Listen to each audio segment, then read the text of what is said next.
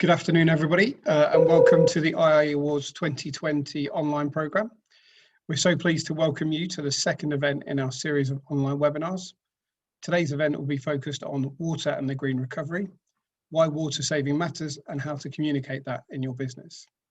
Throughout the webinar, you can ask questions via the Q&A tab, which will be answered later on in the event, and recordings of all of the events throughout the week will be shared via e-newsletters at the end of the week. So this year marks the 10th anniversary of the IIE Awards, and we've decided to launch a full programme of free online events for you and your team to join. The aim is to engage organisations with different environmental initiatives to inspire, influence and share best practice. The programme will culminate on Thursday with the IIE Awards, which is also International Clean Air Day. This has been an unsettling year for businesses, communities and individuals. The health and sustainability of our environment has never been so critical.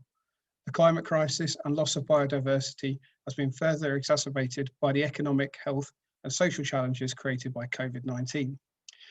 The pandemic has markedly changed business practices for the long term.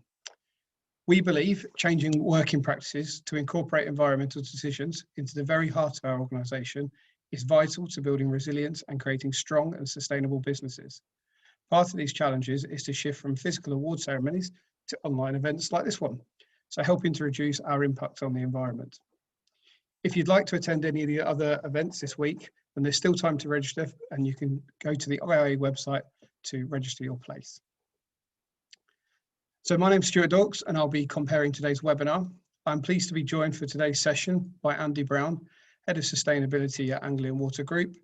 Andy will be discussing how water is critical for a green recovery from an individual, business and landscape context. We are also joined by Dr. Kate Marx, Waterwise Campaign and Social Research Manager. Kate will be discussing UK species and habitats endangered by water stress and ideas for engaging businesses and colleagues with water saving. At the end of the webinar, we will also be announcing the winner of the IIE Special Award category for Best Water Reduction. I'd like to thank Green Energy Switch for sponsoring today's events, and I'm now going to pass over to Andy, who will talk us through his presentation.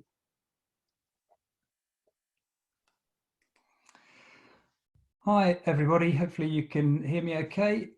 So I'm Andy Brown, I'm Head of Sustainability with Anglian Water, and yeah, if you don't know who we are, with the kind of water resource provider managing kind of water and water recycling services from the Humber down to the Thames and about 15 counties in between. And as Stuart said, I'm going to kind of rattle through relatively quickly, you know, what some of the issues around water are, particularly in relation to climate change and growth, how that fits into green recovery and some of what we're doing, and then ending up on kind of purpose. And by purpose, I mean the kind of how businesses are changing their purpose to ensure that they're delivering on environmental and social needs. So there we go. So I wanted to start off, let's go global to start with, and then I'm going to zoom into kind of a regional perspective.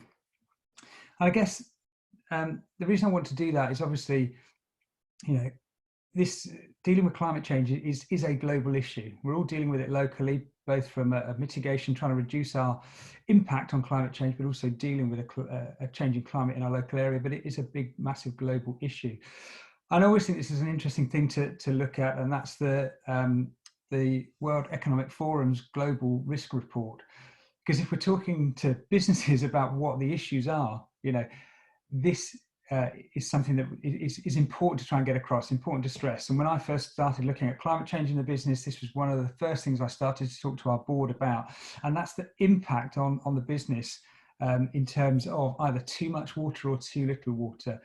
And as you can see on the report there, you know, extreme weather events right at the top there of the kind of issues that are most likely to happen in the next 10 years. But at number 5 on that list, and increasingly important, is the recognition that if we fail to deal with kind of reducing our emissions and therefore slowing climate change, and we fail to adapt and plan for that, you know, that is going to be a significant risk. At the national level, again, it's important to actually have a look at what is already happening, and to demonstrate to people that, okay, each individual event, we're not at the point of saying that is, you cannot state that is a result of climate change, but the overall trends absolutely are. And the data from the Met Office looking at the kind of longer-term trends, we're seeing that hottest days have got hotter by 0.8 of a degree. The wettest days have actually got wetter by 17%. And overall, we are seeing kind of warmer or longer, drier summers and warmer, wetter winters. And that, warmer, wetter winters might sound good, particularly for us in terms of being able to capture that water and put it into supply. But it obviously means we have to plan in a different way for those kind of more extreme weather events. Long-term kind of water infrastructure planning takes a little bit of time. So how is the UK actually preparing for these kind of issues? Well, the latest report from the Committee on Climate Change and their adaptation subcommittee was quite stark, I guess. So England is still not prepared for even a 2-degree rise in global temperatures, let alone more extreme levels of warming. And there's a little matrix there which kind of looks at how we are progressing in managing risk and what the quality of the plans are we're putting in place. So actually kind of down at the higher quality of the plan and the more progression, public water supply infrastructure is there in green.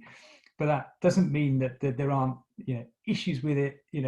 As I said, long-term kind of infrastructure plans take time to progress through planning, through funding, through gaining the stakeholder support that's required. And yet there are other issues around the kind of water environment as well, which are less well progressed, and the one kind of highlighted there is on the other side of the risk, the surface water flooding. So zooming right down into our region, and as I said, we cover from the Humber down to the Thames and lots of counties in between. This is part of our 25-year water resource management planning work, and this is our baseline supply demand balance looking ahead to 2045. Now, that looks at the implications of climate change, but it also looks at the implications of growth and all sorts of other things as well. And I guess in essence, as with many of these types of diagrams, blue is better, red is not so good. So you can see across the region there, we've got a few areas that are going to be in the kind of in a positive supply demand balance when we get to 2045, and many more areas into the kind of reds and deep reds. And I guess what this is saying is, going back to that risk point, is that, particularly on a day like today where it's looking a bit dark and dismal, and it's been the kind of rain that we like as a water company, that kind of steady drizzle over the past kind of 48 hours or longer, that is not the kind of norm for us at the moment. And we've had some significantly dry periods earlier on in the year, and taking no action and no planning would result in kind of significant water shortages over a large area of our region. And just to go into the kind of detail of that, this is what we've internally been calling the kind of jaws of death that we face. And that bottom axis on that little graph there is our 5-year investment planning cycles. So as a water company, we run on 5-year cycles, and they're called AMPs, Asset Management Plannings rounds. And so we're just starting a new one of those, 2020. And over this 5 years, we're looking at how we have to deal with a reduction in water that's going to be available to us. So we are required to kind of make account for the fact that climate change is going to be taking a proportion of water out of the system. Environmental needs, the kind of lots of research has been going on over many years to look at how we need to protect the environment and how and where we need to leave water in the natural system to ensure that protection. And then we've got population growth as well, kind of pushing from the other angle, and the requirements for ensuring drought resilience over time as well. And what you can see in that is that the blue line is kind of coming dramatically down. The red line, which is the amount of water that we'll need to put into our distribution, is going up, pushed up by growth, and soon they'll cross over unless we put measures in place to act on those. And actually, at that point, I'd just say, since privatisation in 1990, we've actually seen that we've seen an increase of about 30% in terms of growth. But what we've seen is that we're actually putting in about the same or slightly less water into supply because of a reduction in leakage and an improvement in kind of water efficiency in the home. But we need to really make a kind of step change on that. So how do we do that? Well, there's a twin track approach. So from a demand side, we continue to look at leakage and to drive that down.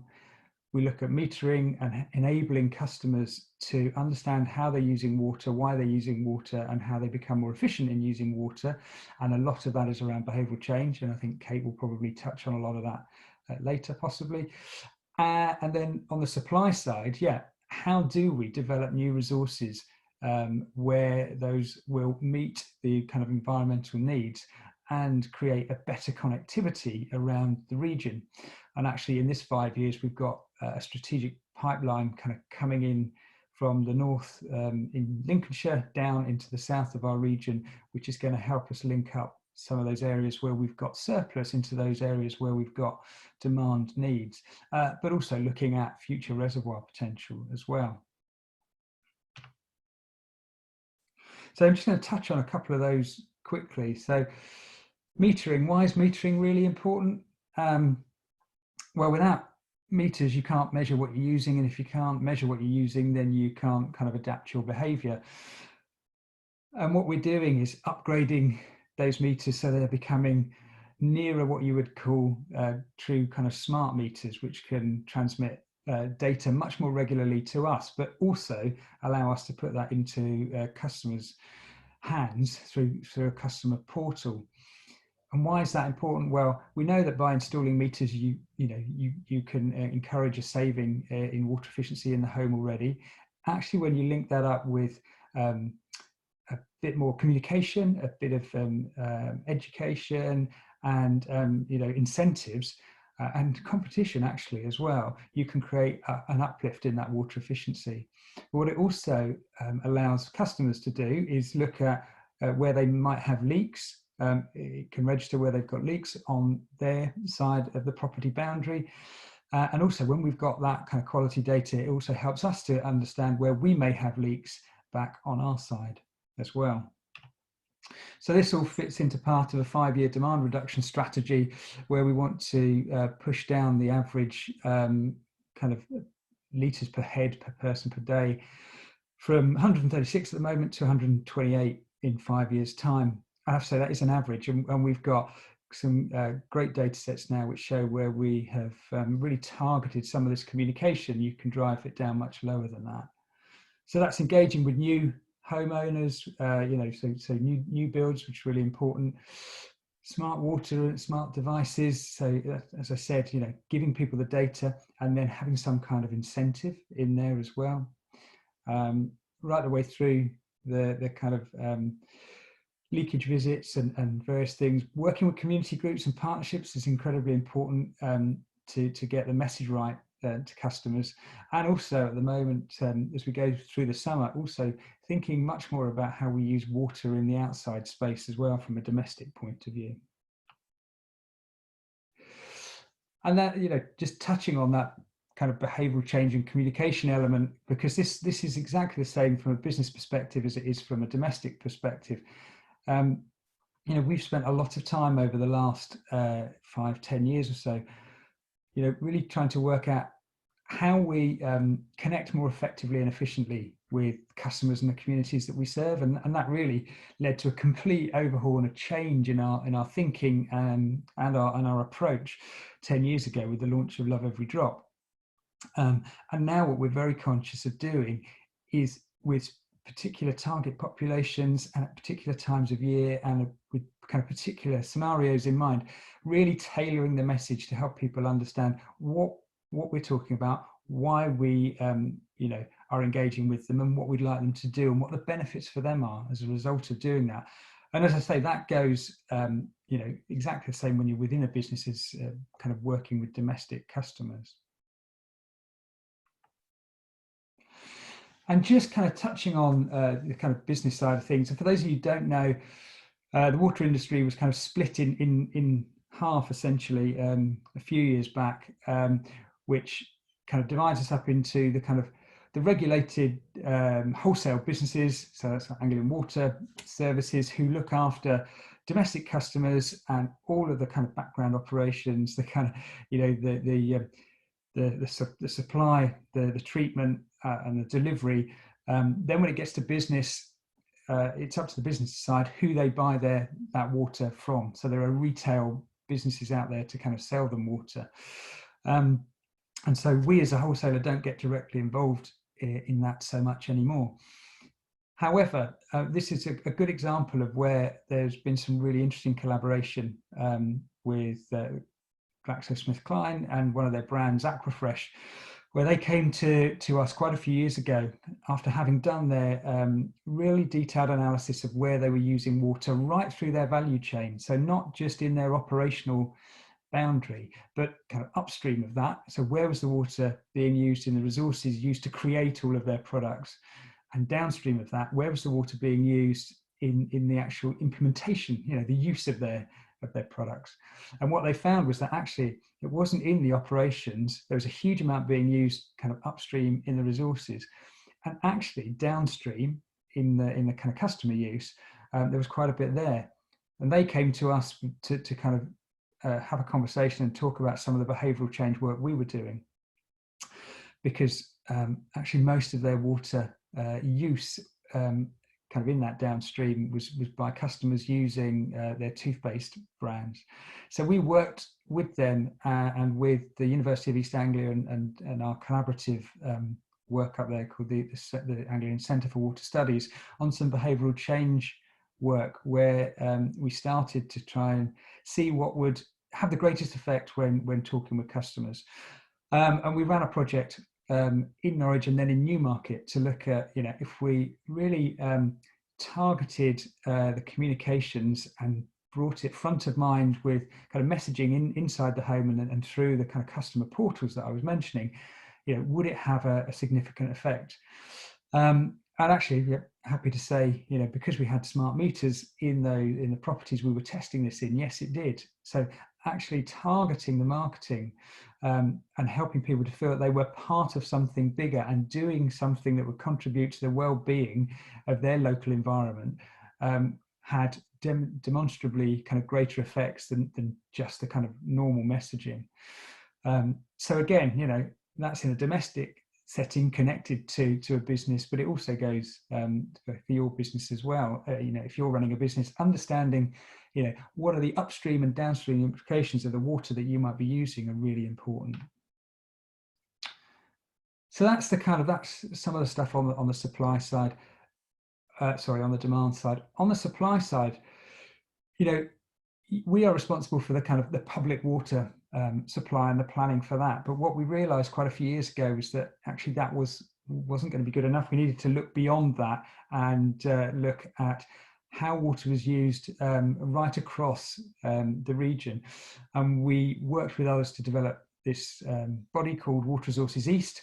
They're now an independent body from Anglian Water, but we've continued to work with them to start looking at how we plan a more collaborative way to deliver kind of secure water resources going forward. And this is the latest kind of concept, which looks at, can you bring together planning for water resource management and flood management to develop new concepts, new different ways of working? And I have to stress, this is absolutely at the kind of embryonic stage, but it's an interesting approach to bring in a much wider group of stakeholders, businesses, kind of academics, and public water supply kind of organizations, along with the regulators, to kind of say, well, the challenges are great, so let's kind of look at doing things in a different way. And what would the results of that be? Could we develop a system which would provide more secure drinking water, manage flood water more effectively, preserve the environment,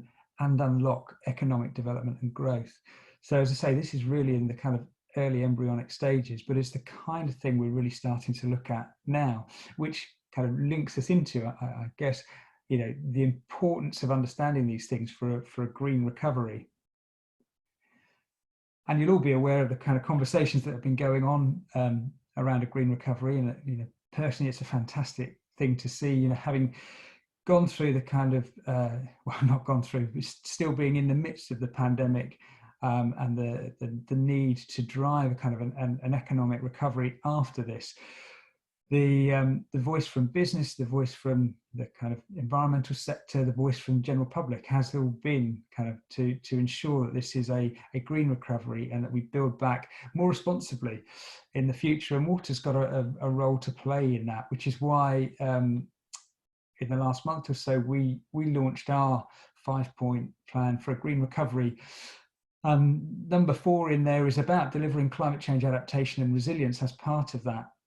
And this really, again, links into the opportunity to accelerate and expand the work we're doing on smart metering and the rollout of that, the work we're doing on leakage and driving leakage out of our networks as well, but also the opportunities from that kind of wider collaborative working and planning around a more integrated approach to water management in the landscape.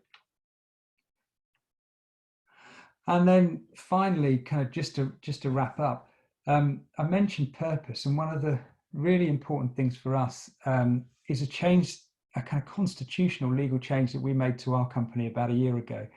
So we decided that actually being able to demonstrate that that we were working in the public interest was incredibly important to us, and we changed our articles of association and have now put environmental and social kind of considerations right in there at the very heart of what we do. So that's now part of our purpose.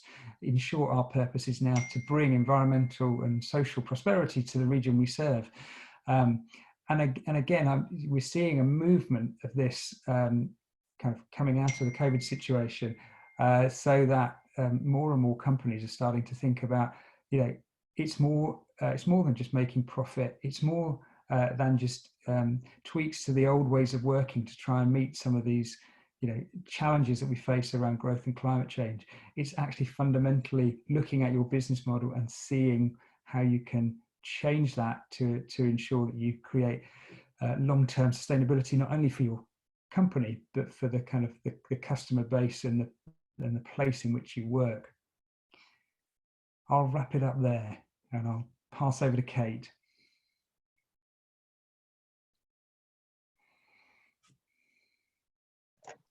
Thanks, Andy. That's a really good overview of all the challenges that you're facing as an organisation, but also some of the opportunities that you're looking at as well.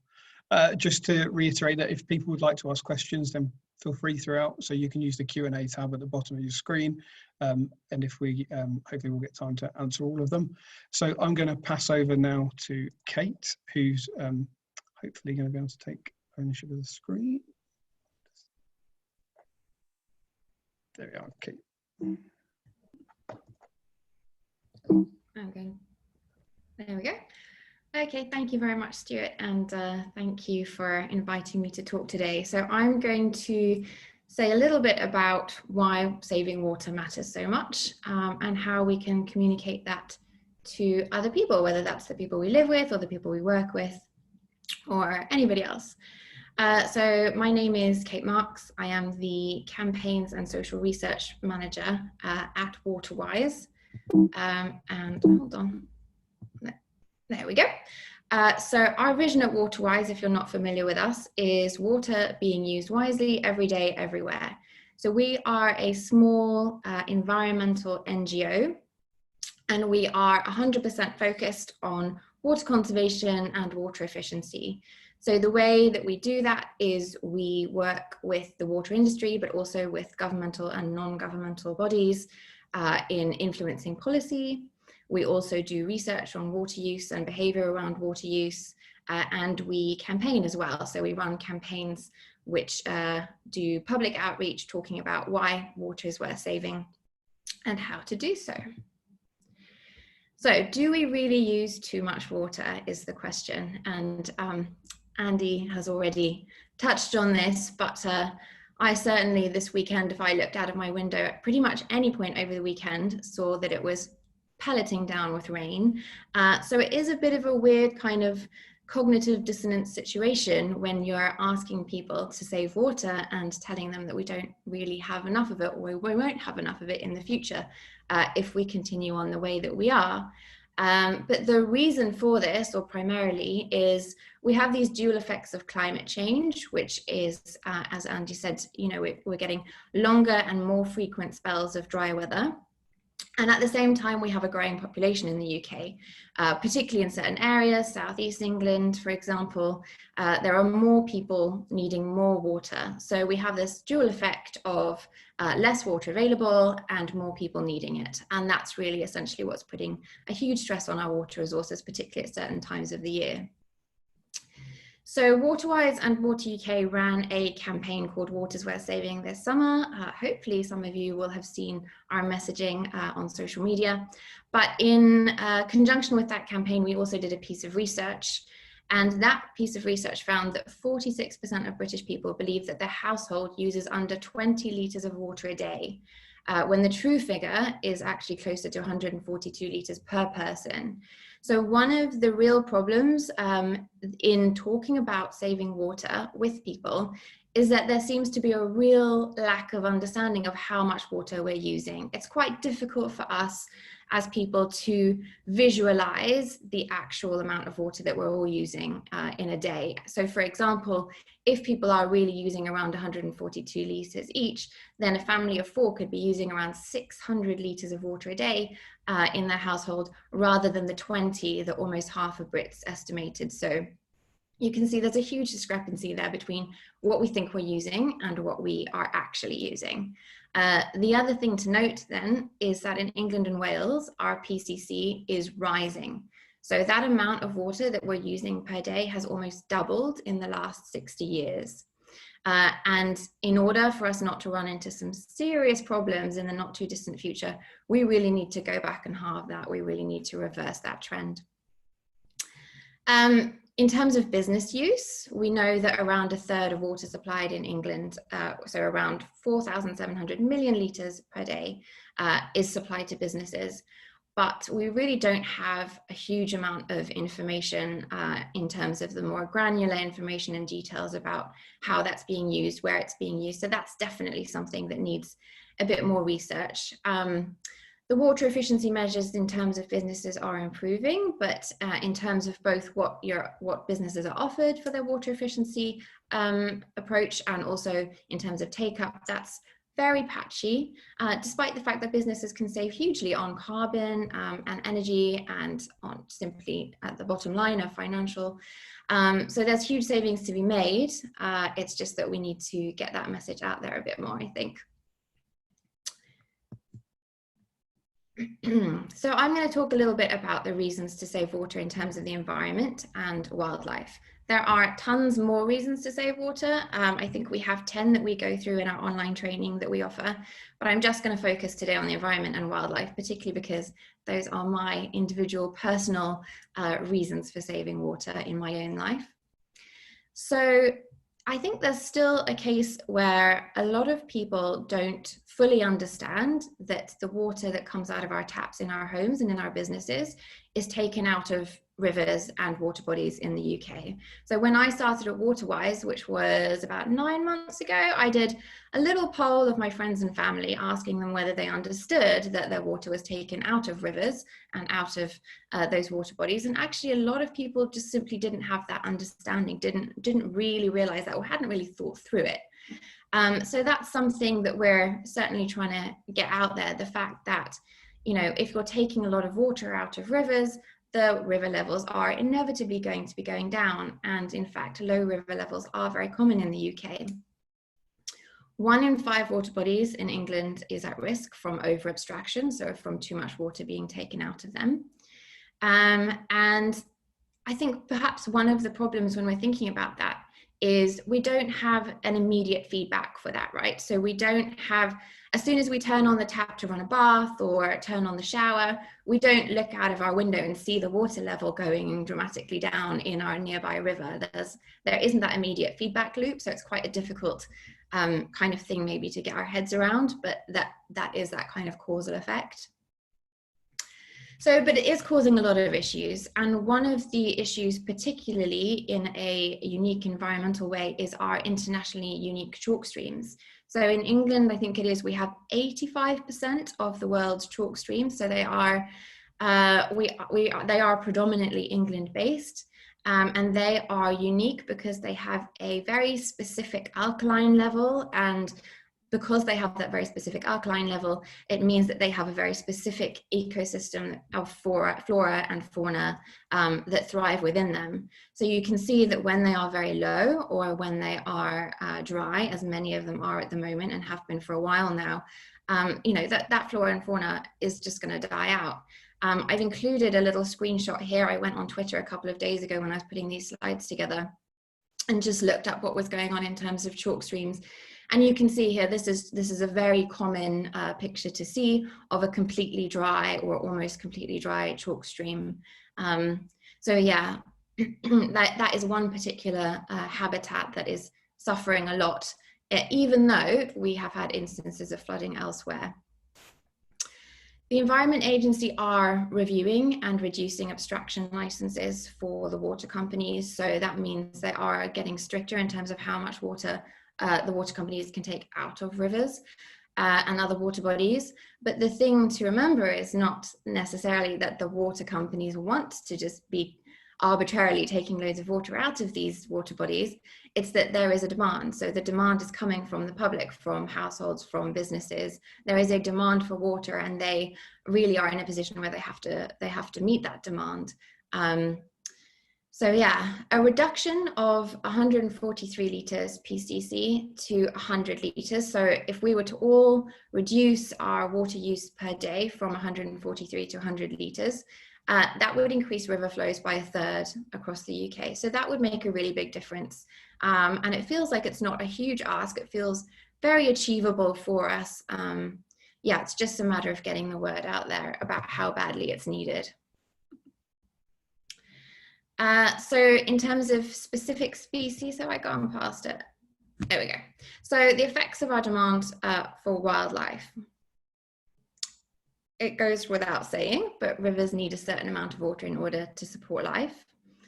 And we know that more than half of dependent species in the UK are in decline, and 13% of freshwater and wetland species are threatened with extinction. So that's a lot of species, and that's not just, obviously it does very much impact fish, for example, but that's not just the fish and the insects who live specifically in or around the river. So what you'll get is this knock-on effect of an entire food chain suffering from low river levels. So you'll have the insects and the fish in the river, but then you'll have creatures who rely on them for their survival, and you'll have creatures who predate on them, and you get this essentially long knock-on effect where you get all kinds of species at risk from low river levels and low water levels. So fishing groups report changing behavior patterns among certain species of fish.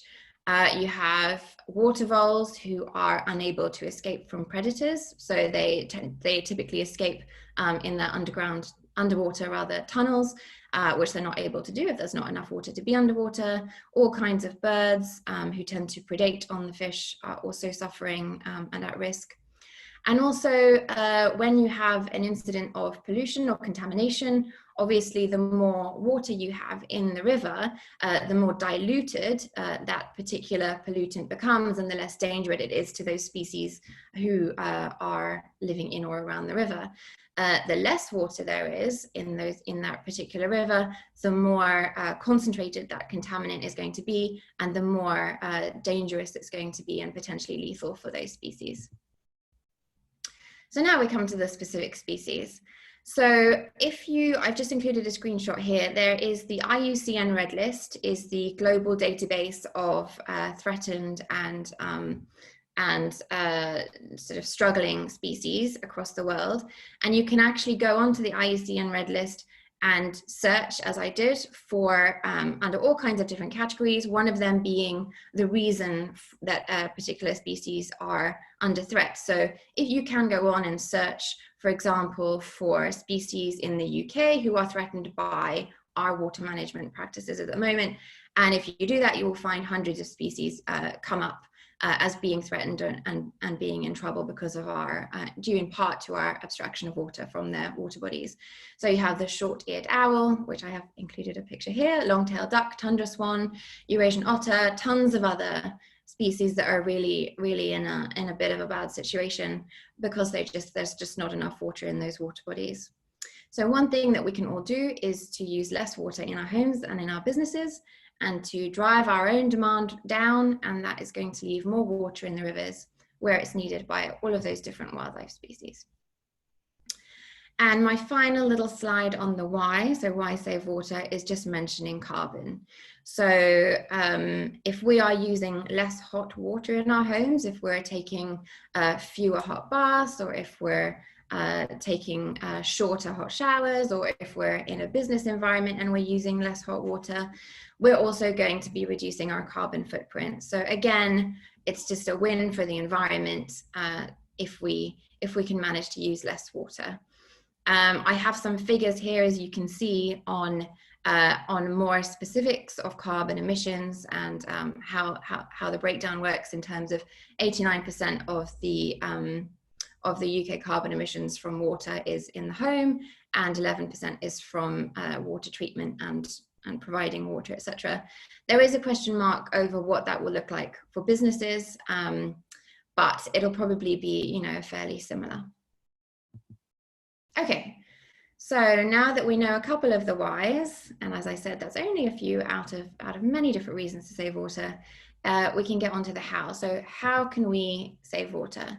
First of all, there are the technological solutions, so various different devices. I think there's definitely a temptation to want to rely completely on devices and can rely completely on technology because devices seem so much more straightforward than changing people's behaviors. But it's not an either-or situation. It's really, we're going to need both. We need as much good technology as we can get, and we need as much good behavior change as we can get.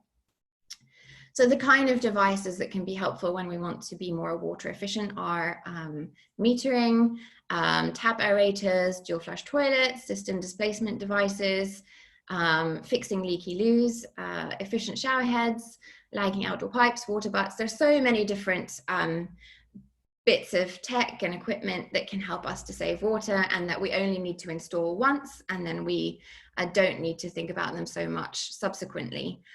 But there is like a caveat to that, which is that a lot of these devices are still reliant on a certain degree of our behavior and our knowing how to use them. For example, there was some recent research done on dual flush toilets. So dual flush toilet is a great idea because you have a short flush or a long flush, and you can press the button for the short flush or the larger flush. So in theory, it saves a lot of water that way. But the behavioral research found recently that I think it was 14 out of 15 people don't actually know which button to use for the appropriate flush. The picture I've included does actually have it written on, but the vast majority of them don't really indicate which button you should be using. And so you have a situation where the vast majority of people who are using the dual flush toilets don't know which one to use, and inevitably, and I've done this myself before, just press both to be on the safe side. So there is, as I said, a situation where devices are fantastic, technology is fantastic, but there is a certain behavioral component that needs to be incorporated as well. Another piece of technology that is really promising and something we're looking at a lot recently at Waterwise is rainwater harvesting and grey water recycling. So these are systems where either you have a system which collects rainwater from a roof and it goes into a tank, and that rainwater is used to flush toilets, or you have a system which collects grey water, so that's used shower water or used water from a washing machine, and that goes into a tank, and that's used to flush toilets. And these are available for homes, but they're also available for businesses. I know of a fair few businesses who are already using a rainwater harvesting system. We did a piece of research earlier this year at Waterwise because there does tend to be an assumption among builders and developers that people won't want to have these systems in their homes, that people might think of them as unhygienic, or that it just doesn't make sense to people. So we did a piece of research that was really looking into whether that was the case or not, and our findings were really positive. We did a survey of around, I think it was 400 or 500 people, and we did some in-depth interviews as well. And we found that more than 80% of our respondents were actually really enthusiastic about rainwater harvesting or grey water recycling. So that was really promising. People were actually very keen on the idea. There were a few caveats. So there was a little bit of concern about for example, the installation process and whether there'd be a lot of upheaval.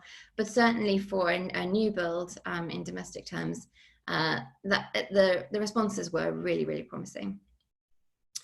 And then Waterwise, in conjunction with Ricardo, who are an environmental engineering consultancy, did a very recent analysis of the cost benefits involved in rainwater harvesting and grey water recycling, not only for domestic situations, but also for businesses.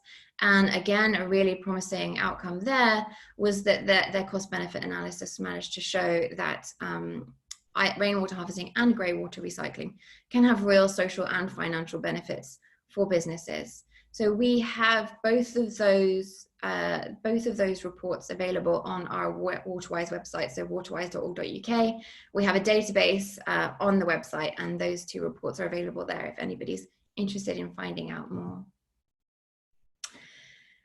So away a little bit from the kind of technological solutions, we have behavior change. And so I'm just going to go through a few of the little behavior change techniques here that are worth thinking about and might give you some ideas for how to incorporate with your work colleagues.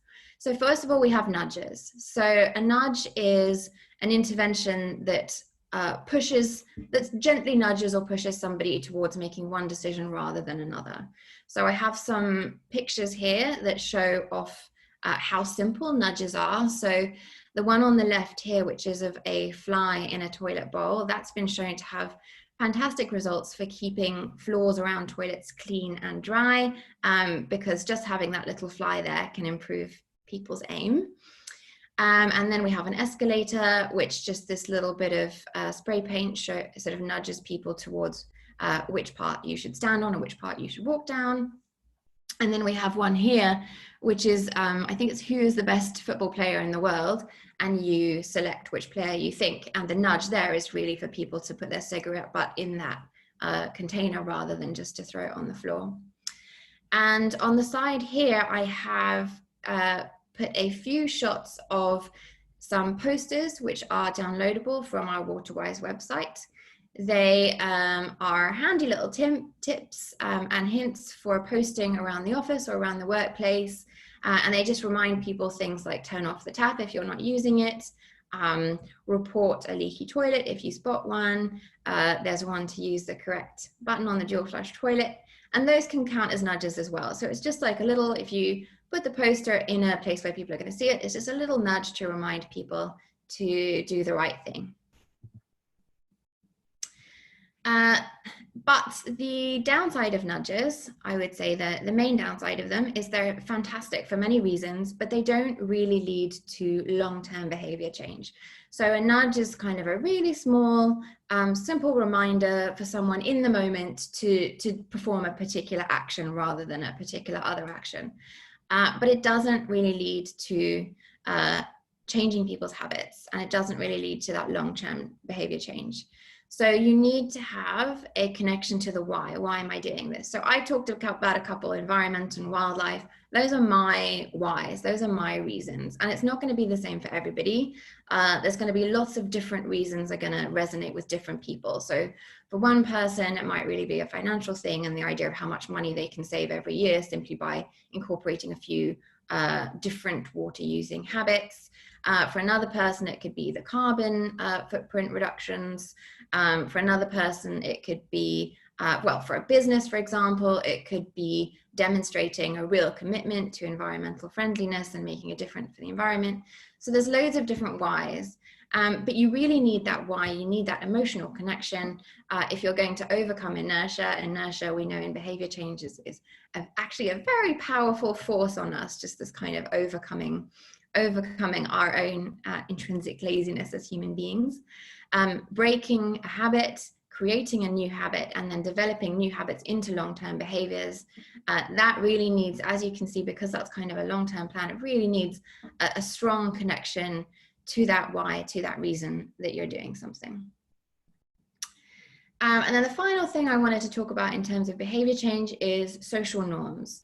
So sometimes that why, that reason that you're doing something, can be as simple as you get a sense that everybody else is doing it. So we are herd animals as humans. We like to think of ourselves as individuals, but really on a core level, we really like to make sure we're doing what everybody else is doing or what we think everybody else is doing. So for example, you have two different little phrases here, one which says turn off the tap when you brush your teeth, and the other says 8 out of 10 people turn the tap off when they brush their teeth. So that 8 out of 10 people is trying to leverage or activate social norms where it's sort of telling people, like, if you're one of the 2 people who doesn't, you're really in the minority and you need to catch up with everybody else, because we're all on the right track here with turning off the tap when we brush our teeth. And that can be really motivational for people. So I mentioned that Waterwise and Water UK collaborated earlier this summer on a campaign called Water's Worth Saving, and we had various different messages that we were putting out across social media, and one of them was about letting the grass go brown. So we in the UK pride ourselves on our green lawns, and green lawns are still very much a social norm for us. But I grew up in South Africa, and it was very much a social norm not to be watering our lawns when we were going through a dry spell. And if you were seen out with a hose pipe on your lawn, you would get glares from your neighbors. So that was very much a social norm there. So that's what we were trying to bring in a little bit with our messaging this summer, is talking about letting the grass go brown when we're going through a dry spell, not using your hose on it, and just being confident that it will recover really quickly when it rains again. But yeah, so kind of trying to start a trend in neighborhoods, in UK neighborhoods, of lovely golden brown lawns. And that is pretty much it. In terms of social norms, one thing I would just say, if you're working in a business environment and you want to encourage your colleagues to use less water, is to really just talk about water saving, talk about it being a priority for the business, talk about it being a priority to you personally, and that should really activate that that social norm in other people and make a difference. So yeah, that's me. Thank you very much.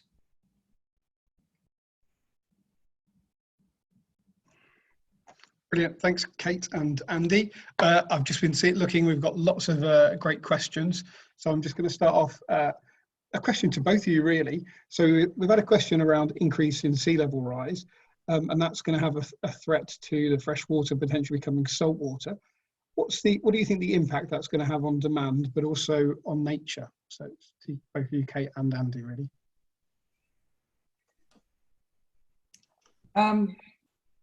So I guess, so there are a couple of, well, the implications of sea level rise are numerous. from a water company point of view, there's issues with it causing a problem with the quality, so that it can no longer, infiltrating freshwater sources, so it can't be used anymore in a kind of permanent way. And then there's also the kind of knock-on impact of kind of temporary impacts to the kind of physical assets that we use to treat and move water around. So those are the kind of particular issues that we look at as risks when thinking about our long-term water resource planning. And yes, those are built into the kind of the thinking and the estimation about where we will have and where we might lose areas of water. but we've also got to then plan in against what, because we're obviously not responsible for the kind of flood protection and flood management. That's other organisations, including the Environment Agency. So we have to assume that where something is going to be protected to a certain level, that it actually is going to be protected to a certain level, and that's sometimes a little bit difficult to do as well. Okay. Yeah, I would just say I'm a social scientist, not an environmental scientist. So I'll just give that caveat.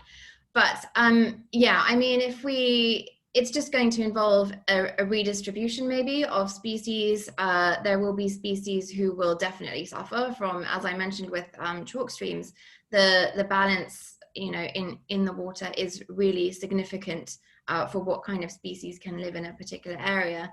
And so, yeah, it would definitely involve a redistribution. It would be dangerous to very many species. And it's just another reason why we need to make sure that there is plenty of fresh water, non-salt water, and as many areas as there can be. Brilliant. Thanks both. So we've had a question around obviously COVID-19. There's a lot more people working from home. What can businesses do to encourage their staff to save water at home? And is there any resources that you might be able to point them to help them with that change? Yeah, so the Waterwise website has tons of resources for businesses and for home. So obviously, because people are working from home, the office stuff, like I was talking about, the posters that you print out, maybe not as required right now, but we have a lot of tips for home use. And as I said, it's just a question of talking about it being a priority to people. So if you're on a Zoom call or if you're having a discussion about other things, it's talking about how to do it and why to do it. And yeah, go to our Waterwise website, check out loads of tips and hints there. One of the things that could be a really massive win actually is just to talk to people about something as simple as leaky loos. So leaky loos, I think it's around 5% of households in the UK have one. They waste between 200 and 400 litres of water every single day, which I think in total ends up being about 400 million litres of water a day just from leaking toilets. So if you can just do a simple thing like encourage people to check whether they have a leaky loo, which is a really easy thing to do. You can just wait until your loo is dry and hasn't been used in a while. You can place a dry square of toilet paper at the back of the loo, and then if it's wet, after half an hour or an hour, you know that you've got a toilet that's leaking from the cistern into the bowl and it's wasting a ton of money and is wasting a ton of water, and you can get that fixed. So yeah, I would say what it might be helpful in terms of talking to colleagues to talk about specific practices like that as well. So not just the why, but talk about specific things you can do, like checking your loo. Yeah, and just to add to that, yeah, I mean, obviously we've seen an increase in domestic consumption over the last 6 months, and a decrease in kind of business consumption, although business consumption is now going back up again. But it doesn't look like, and it, you know, from my point of view as a sustainability professional, you know, working from home and the benefits that brings to many people from a kind of reduction in you know, commuter miles and also business travel is a great thing. But yes, we are seeing a kind of increase in water use. Yeah, we and all the companies have lots of advice on kind of water efficiency in the home. It's all on our website. But yeah, Waterwise have exactly the same. But I'd go back to the why with Kate as well. And I'm passionate about this. And I've done exactly the same straw polls as you almost in every presentation I ever do. I ask people to raise their hands if they actually know where their water comes from and if they know when they flush the toilet where it goes to. And so I'd also say that, you know, at home, find out where your water comes from. And you can do that, you know, on the company websites there should be a postcode search and it will tell you where your water is actually coming from. That helps you to think about what is reliant on that water upstream. So which river, which reservoir, you know, what kind of wildlife, agriculture and everything else that relies on that water. It's an interesting experiment to do with your team to go and get them to find out where their water comes from. Excellent. I think we've got time for just 2 more questions. I'm conscious of the time, so thank you for those who are sticking with us. One quick question on businesses looked into getting rainwater harvesting systems, but were told that it was an unacceptable risk because of Legionnaires. Is there a way to manage that risk to make it worth installing? Is that something you guys have heard of? No, but I think possibly one of the things to do then, so we, as I mentioned, we have a study that talks about all kind of cost benefit analysis, and I believe also talks about risks of rainwater and rainwater harvesting. The other thing is that because we run a Waterwise checkmark for offices, which looks at things like rainwater, if an office has rainwater harvesting or greywater. So we have contact with a few who have already done it. So it might be worth get in contact with me, and I can get in contact with them, and we can figure out what they did and what they were told and how they managed to push that through. Brilliant. And one final quick question for you, Andy. Will customers need to pay for smart meters? And is this just for residential customers, or is it for commercial businesses as well? So obviously, we only deal with the domestic side of things, so it is domestic customers.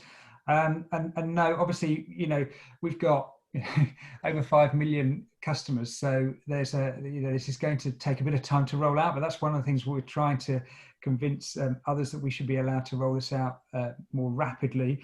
And no, customers won't pay directly for them, but we're rolling them out in a way that is targeting those most water stressed areas first. But ultimately, yes, we want to roll out smart meters across the whole customer base.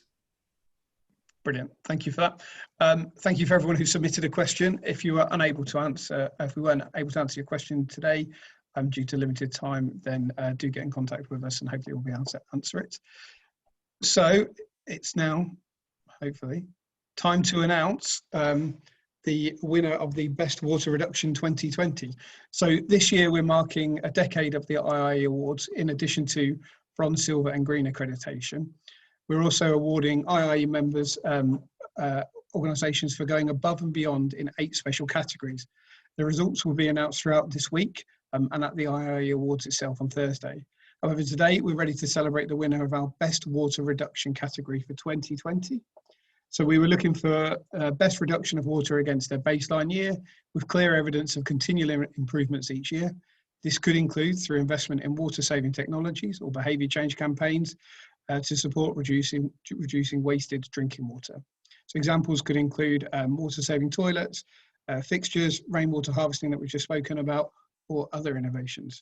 So it is my pleasure to announce the winner of Investors in the Environment Best Water Reduction for 2020 is Peterborough Regional College. The judges chose Peterborough Regional College based on the impressive water savings they have made. They've saved over 1,500 metres cubed, which is a 42% reduction in water in the audited year, and that's a massive 83% against their baseline year in 2008. The terrific water savings were achieved by weekly monitoring of water consumption, which enabled staff to quickly identify and rectify leaks, which has been an issue in the past. This was also combined with encouraging behaviour change initiatives and upgrades to their toilet block. So in addition to Peterborough Regional College, the judges also wanted to commend Cambridge and Counties Bank. The judges felt that they made some good savings, and it was positive to see the water efficiencies were built into their refurbishment plans. So it just goes to me to say thank you. Thank you very much to our speakers, Kate Marx from Waterwise and Andy Brown from Anglian Water Group, our category sponsors, Green Energy Switch, and the rest of our IIE award sponsors for the 2020 programme. So Ecotricity, Cross Keys Homes, Davies the Veterinary Specialist, BGL Group, Hunts & Coombs, Cool Food and Roy Thorns. Thank you once again for attending today, and I hope you can join us for our next webinar in our series, which is Zero Waste, which is tomorrow at 10. You can register online at the IIE website. So thank you once again for joining us, and I hope you all have a pleasant evening.